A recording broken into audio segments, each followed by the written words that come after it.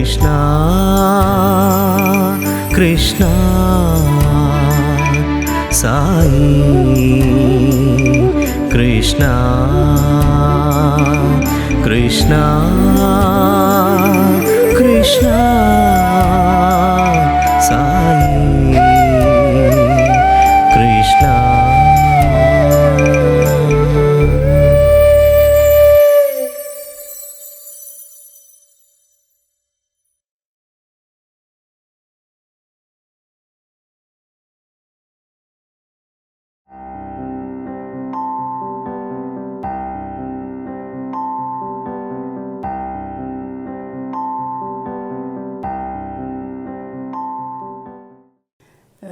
ఏడో తరగతి హాలిడేస్ అప్పుడు మళ్ళీ మా నాన్నగారికి హైదరాబాద్ ట్రాన్స్ఫర్ అయింది. మహబూబ్ నగర్ నుంచి వెనక్కి వచ్చారు. అప్పుడు మేము ఇక్కడ శివం ఏరియాలోనే మా ఇల్లు ఉండేది. నల్లకుంట్లో, న్యూ నల్లకుంట్లో సెంట్రల్ ఎక్సైజ్ కాలనీలో ఇల్లు తీసుకొని బాడుక్కు తీసుకొని ఉండేవారు నాన్నగారు. అదే సమయంలో శివం ఇనాగురేషన్ జరిగింది, ప్రారంభోత్సవం. స్వామివారు 14 రోజులు ఉన్నారు. ఆ 14 రోజులు నేను స్వామిని ప్రతిదినము ఉదయము సాయంకాలం వచ్చి దర్శనం చేసుకునేవాడిని. ఒక్కసారి స్వామి దగ్గరగా నిల్చున్నప్పుడు ఎప్పుడొస్తావు బంగారు అన్నారు. కానీ నాకు అర్థం కాలేదు అప్పుడు. ఆ వయసులో నాకు 11 సంవత్సరాలు ఉన్నాయి, కానీ నాకేం అర్థం కాలేదు. నమస్కారం పెట్టుకున్నాను, అంతే. మర్చిపోయాను, నేను దాని గురించి కూడా మర్చిపోయాను. మళ్ళీ 10వ తరగతి అయిపోయాక నాన్నగారు నన్ను బెంగళూరు తీసుకొచ్చి కాలేజెస్ ప్రయత్నం చేస్తుంటే అప్పుడు స్వామి కాలేజ్ గురించి 3 కాలేజెస్ చూద్దామని అనుకున్నాం బెంగళూరులో. ఎంఈఎస్ కాలేజ్ అని, క్రైస్ట్ కాలేజ్ అని, తర్వాత స్వామి కాలేజ్ అనేసి, saint Joseph's college. So first Swami college ఎందుకు ప్రిఫర్ చేసామంటే అక్కడ ఒక assistant librarian, Swami college librarian, అతను కూడా బుక్కపట్నం వాస్తవ్యుడు, రాధాకృష్ణ గారని. సో ఒక్కసారి వారి ద్వారా ప్రయత్నం చేద్దాము అనుకున్నాం. కానీ అప్పటికే ఆల్మోస్ట్ అన్ని అడ్మిషన్స్ అయిపోయాయి. అయినా అప్లికేషన్ పెట్టాము. సరే, ఇంటర్వ్యూలో సెలెక్ట్ అవుతే అక్కడ ఇన్ఫ్లుయెన్స్ పనిచేయదు, ఇంటర్వ్యూలో సెలెక్ట్ అవుతే మిమ్మల్ని తీసుకుంటాము అని చెప్పటం జరిగింది. సరే, అదే ఫస్ట్ ఇంటర్వ్యూ అటెండ్ కావటం నేను. అది కూడా ఆ ఇంటర్వ్యూలో ప్రిన్సిపల్ నరేంద్ర గారని ఉండేవారు, తర్వాత వార్డన్ సుదర్శన్ గారు, తర్వాత ప్రొఫెసర్ నంజుండే గారు, తర్వాత ఇంకొక లెక్చరర్ హబ్బు గారు, మరి ఎవరో గుర్తులేదు, ఇంకొక లెక్చరర్ ఉండేవారు. ఆ ఇంటర్వ్యూ ప్యానెల్లో చాలా ప్రశ్నలు అడిగారు. అన్నిటికీ నిర్భయంగానే సమాధానం ఇవ్వటం జరిగింది.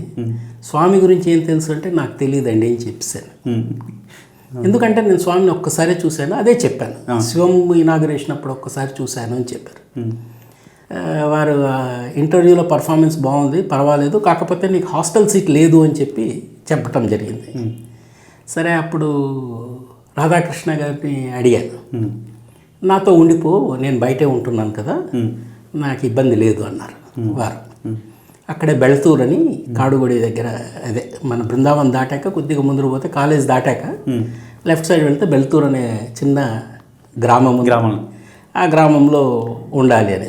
డే స్కాలర్గా జాయిన్ అయ్యారు. ఫస్ట్ టైం నాకు భజన కానీ వీటికి అంతటికి కూడా, అంతకుముందు నేను ఏ బాల వికాస్ కానీ లేకపోతే స్వామి కార్యక్రమాల్లో కానీ పాల్గొన్నది లేదు.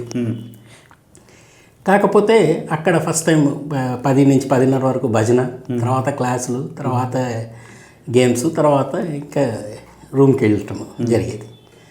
సరే, స్వామి ఒక నెల రోజుల తర్వాత వచ్చారు.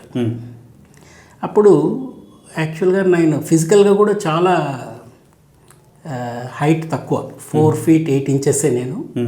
నా వయసు నాకు, ఎందుకంటే డబుల్ ప్రమోషన్ రావటం వల్ల నేను 14 ఏళ్ళకే 10th క్లాస్ పాస్ అయ్యాను.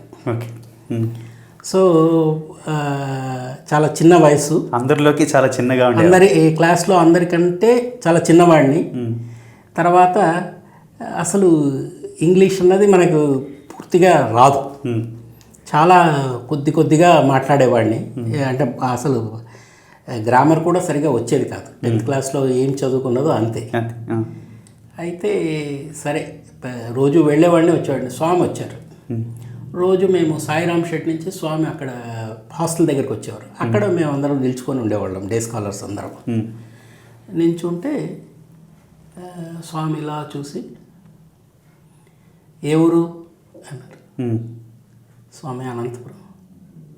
అనంతపురమా, ఎవరు అన్నారు. మా తాతగారి పేరు చెప్పాను, గుండా సత్యనారాయణ గారి మనవాడిని. అవునా, సరే. సుదర్శన్, ఇంత చిన్న పిల్లల్ని బయట ఎలా పెడతావు? హాస్టల్లో ప్రొవైడ్ చేయి. అంతే, వెళ్ళిపోయారు స్వామి ఆ రోజు. తర్వాత మరుసటి రోజు ఉదయమే ఇంటర్వ్యూ మళ్ళీ కండక్ట్ చేశారు. దాంట్లో నంజుండయ్య గారు, సుదర్శన్ గారే ఇంకా చాలా రూల్స్ చెప్పారు. ఉండగలవా, అది ఇది అనేసి. రూల్స్ ఏముంటే అవి ఫాలో కావాలి కదండి, తప్పకుండా ఉంటాను అని చెప్పి చెప్పటం జరిగింది. సరే అని చెప్పి యాక్చువల్గా అందరికీ, కొత్త పిల్లలకి అందరికీ కూడా చాలా మటుకు ఆ పెద్ద షెడ్లో ఇచ్చేవారు. కానీ నాకు మాత్రం ఎక్కడ స్పేస్ లేదు, పాపం నిజంగా కూడా స్పేస్ లేదు. అప్పుడు సాయిరామ్ షెడ్లో సెకండ్ రూమ్లో కింద 3 రూమ్లు ఉండేవి. రెండో రూమ్లో డైనింగ్ సెక్షన్ కానుకొని అక్కడ అందరినీ కొంచెం కొంచెం ఒక అర్ధ అడుగు, పావు అడుగు స్పేస్ ప్రొవైడ్ చేయించేసి అక్కడ ఒక పరుపుకు స్పేస్ ఇచ్చారు. ఆ విధంగా హాస్టల్లో జాయిన్ కావటము. తర్వాత అదే రోజు ప్లేటు అవి ఇచ్చారు. అల్యూమినియం ప్లేట్ అప్పటికి లేదు, మా ప్లేట్లే ఉండేవి. మా ప్లేటు తెచ్చుకున్నాను, లైన్లో నిల్చోమన్నారు. నాకు ఇప్పుడు కూడా నెయ్యి లేకుండా అన్నం తింటారు అన్న విషయం కూడా తెలియదు నిజంగా. అప్పటి వరకు అంత అలవాటు. లైన్లో నిల్చుకోవాలి, లైన్లో నిల్చుకొని తీసుకొని అవన్నీ ఏమీ తెలియదు. చిన్నప్పుడు స్కూలు, ఇల్లు, అంతకు మించి మనకి ఏం తెలియదు. సో ఆ ఫుడ్ అది తినేసరికి వామిటింగ్ వచ్చేసింది. తర్వాత ప్లేట్ కడగాలి అని చెప్పారు, ఎవరి ప్లేట్ వాళ్ళు కడుక్కోవాలని. ఆ విషయం కూడా నాకు తెలియదు. సో ఆ విధంగా నా ప్రస్థానం మొదలైంది అనమాట. అవి వామిటింగ్ చేసుకొని అవి కడుక్కొని తర్వాత చాలా బాధ. నాన్నగారు వెళ్ళిపోయారు అప్పటికే, వదిలేసి నన్ను. ఎప్పుడు అమ్మ నాన్న వదిలిపెట్టి ఉండింది లేదు. సో దాంతో చాలా బాధగానే ఉండేవాడిని. సో మెల్లగా పరిచయం అయింది. అందరూ సీనియర్స్ రూమ్లో. ఒక 2-3 శివశంకర్ సాయి అని ఇంకొక అతను ఉండేవారు నా ఎదురుగా, నా క్లాస్మేటే, కాకపోతే సైన్స్. వేదనారాయణ ఉండేవాడు, అతను సైన్స్. మేము 3 జూనియర్స్ మా రూమ్లో. మిగతా అందరూ సీనియర్సే, బాగా సీనియర్స్. సో ఆ విధంగా ప్రస్థానం స్టార్ట్ అయింది. కాకపోతే నా పక్కన ఇంకొక సీనియర్ ఉండేవారు, హెచ్ఆర్ రవి అని. ఆయనకు చాలా మెచ్యూరిటీ ఉండేది. మెల్లగా తనే పరిచయం పెంచుకొని ఎలా ఉండాలో అన్నది నేర్పించేవారు నాకు మెల్లమెల్లగా. తర్వాత ఏదన్నా లెటర్ రాసినప్పుడు నేను నాన్నగారికి లేదంటే ఇంగ్లీష్లో రాయడానికి ప్రయత్నం మొదలుపెట్టి ఆయనకు చూపించేవాడిని. ఆయన కరెక్షన్ చేసేవారు. సో మెల్లమెల్లగా అక్కడ ఒకటి ఏంటంటే, మెల్లగా ఆ ఫుడ్కు, ఆ వాతావరణానికి అలవాటు పడటం.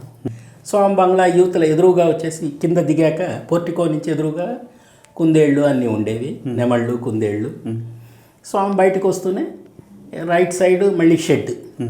మొత్తం అక్కడ చాలామంది స్టూడెంట్స్ ఉండే, అక్కడ దాదాపుగా 150 మంది స్టూడెంట్స్ ఉండేవారు. ఫస్ట్ ఇయర్ మేము ఉన్నప్పుడు 200 మంది స్టూడెంట్స్ ఉండేవారు మొత్తం. స్ట్రెంత్ హాస్టల్ స్ట్రెంత్ మాత్రం 200. కాలేజ్ స్ట్రెంత్ ఎక్కువ ఉండేది, హాస్టల్ స్ట్రెంత్ మాత్రం 150, 200, 220 మంది ఉండేవారు. అండ్ సాయిరామ్ షెడ్ ఉండేది. సాయిరామ్ షెడ్ దాటాక ఒక 20-30 అడుగుల తర్వాత గేట్ వచ్చేది. గేటు దాటాక యాక్చువల్గా అంతకుముందు కార్ షెడ్స్ అవి. సో కార్ షెడ్స్ బంగ్లా లోపలికి వెళ్ళిపోయాయి కాబట్టి అవన్నీ రూమ్ల కింద కన్వర్ట్ చేసి అక్కడ మేము ఉండేవాళ్ళం. 2 ఫ్లోర్లు ఉండేది. పైన మళ్ళీ యాస్బెస్టాస్ షీట్ వేసి అక్కడ స్టూడెంట్స్ ఉండేవాళ్ళు, ఒక 30 మంది దాకా. కింద ఒక్కొక్క రూమ్లో 12 మంది 13 మంది ఉండేవాళ్ళం. ఓకే, 5 ఇటు సైడ్ 5 ఇటు సైడ్, 6 అలాగా. సో ఆ విధంగా ఉండటము, దాని పక్కన డైనింగ్ సెక్షన్, ముందర డైనింగ్ సెక్షను, ఆ వెనక డైనింగ్ హాల్, డైనింగ్ స్పేస్ వాళ్ళు కుకింగ్ స్పేస్. సో స్వామి సాయిరామ్ షెడ్లో దర్శనం ఇచ్చేసాక అందరికీ అక్కడికి వచ్చేవారు. డైనింగ్ టేబుల్ దగ్గర మధ్యలో కుర్చీ వేస్తే అక్కడ కూర్చునేవారు. కూర్చొని రామారావు దగ్గరికి వెళ్ళి రామారావు తీసుకొచ్చేవారు. రామారావు ఇద్దరు కుక్స్, ముగ్గురే ఉండేది కుక్స్. వెజిటబుల్ కటింగ్ కానివ్వండి, చపాతీ రోలింగ్ కానివ్వండి, పిల్లలు చేయాల్సింది అందరం. గార్డెనింగ్ కానివ్వండి, ఏదైనా కానివ్వండి, అందరము డిస్ట్రిబ్యూట్ చేసుకుంటాము. ఒక వారం ఎవరు చేయాలి, ఏం చేయాలి అనేసి. అది మామూలుగా సీనియర్స్ కానీ లేకపోతే లెక్చరర్స్ ఇన్ఛార్జ్ కానీ వాళ్ళు చేసేవారు, చెప్పేవాళ్ళు ఇది నీ డ్యూటీ, ఇది నీ డ్యూటీ అని. సో ఆ విధంగా మేము అక్కడ చేసేవాళ్ళము.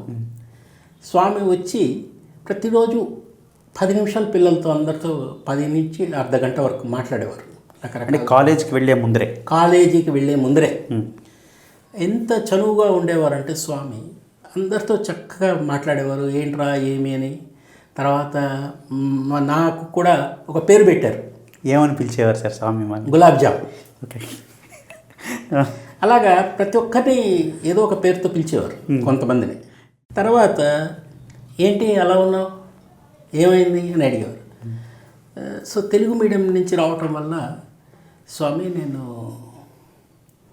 అర్థం కావడం లేదు స్వామి, వాళ్ళు ఇంగ్లీష్లో స్పీడ్గా చెప్తున్నారు, నాకు అర్థం కావటం లేదు అంటే ఏ లెక్చర్లు అన్నారు. ఒకరు తుకారాం అని మా కాలేజీలోనే చదువుకొని అక్కడే లెక్చరర్ అయ్యారు వారు. అప్పుడే అదే సంవత్సరం సెకండ్ ఇయర్ అనుకుంటా అది. తర్వాత ఇంకొక అతను బయట నుంచి వచ్చేవారు, ఆయన పేరు రామచంద్రరావు ఏదో ఉంటుంది, గుర్తులేదు. తర్వాత మ్యాథమెటిక్స్ లెక్చరర్, ఎందుకంటే నేను ఎంఈసీఏ తీసుకున్నాను, దానికి కూడా చిన్న హిస్టరీ ఉంది, చెప్పండి. సో స్వామి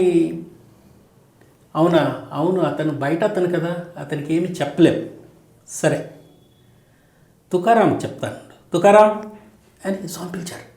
భయపడిపోయాను నేను. అయ్యో ఇప్పుడు నేను చెప్పాను, నా ముందరే ఆయన్ని పిలిచారు, అరుస్తారేమో మళ్ళీ కాలేజీలో అనేసి. నువ్వు పిల్లలకు సరిగ్గా చెప్పటం లేదు, టేప్ రికార్డర్ లాగా చదువుకొని వచ్చి టేప్ రికార్డర్ చెప్పినట్టు చెప్తున్నావు, వాళ్ళకి అర్థమయ్యే విధానంలో చెప్పాలి అని చెప్పి పంపించారు. ఆయన మాత్రము ఏ ఒక్కరోజు కూడా నేను చెప్పానని చెప్పి నా మీద ఎటువంటి ఇది రియాక్టివ్ మాటలు కానీ మెషర్స్ కానీ ఎప్పుడు కానీ చేయలేదు.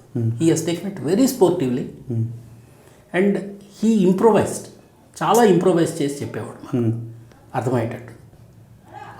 అది స్వామి అక్కడ ఇన్కల్కేట్ చేశారు. ఎందుకంటే వాళ్ళంతా పాత స్టూడెంట్స్ కాబట్టి వాళ్ళకు అర్థమైంది స్వామి ఏం చెప్పాలనుకుంటున్నారు, పిల్లలకి ఏ విధంగా చెప్తే అర్థమవుతుంది అనేసి. అదొకటి. తర్వాత ప్రొఫెసర్ గారిని పిలిచేవారు, నంజున గారిని. పిల్లలకు మరి బాగా చెప్పాలి కదా, మన వాళ్ళు హెడ్ ఆఫ్ ది డిపార్ట్మెంట్, ఆయన కామర్స్.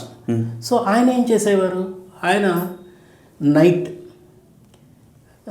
లెక్చరర్స్, కొంతమంది రెసిడెంట్ లెక్చరర్స్ ఉన్నారు కదా, వాళ్ళు నైట్ క్లాసెస్ తీసుకునేవాళ్ళు మాకు. కామర్స్ అని, అకౌంట్స్ అంటే అకౌంట్స్, కామర్స్ అంటే కామర్స్, ఎకనామిక్స్ అంటే ఎకనామిక్స్ నేర్పించేవారు. దానివల్ల మాకు బాగా ఇంప్రూవ్మెంట్ వచ్చేసింది. నేను సెకండ్ క్లాస్లో పాస్ అయ్యే అబ్బాయిని ఇంటర్మీడియట్ ఫస్ట్ ఇయర్ కూడా సెకండ్ క్లాస్లో పాస్ అయ్యా. సెకండ్ ఇయర్ ఫస్ట్ క్లాస్ వచ్చింది. మళ్ళీ BCom first year first class, BCom second year క్లాస్లో 6th 7th వచ్చా. అదే బీకామ్ ఫైనల్ ఇయర్ వచ్చేసరికి I was a rank holder in the university. It is all purely because of brotherlyhood of all the inmates of the hostel. Seniors వాళ్ళ నోట్స్లు ఇవ్వటము, వాళ్ళు నేర్పించటం, lecturers help చేయటము. కృష్ణ కృష్ణ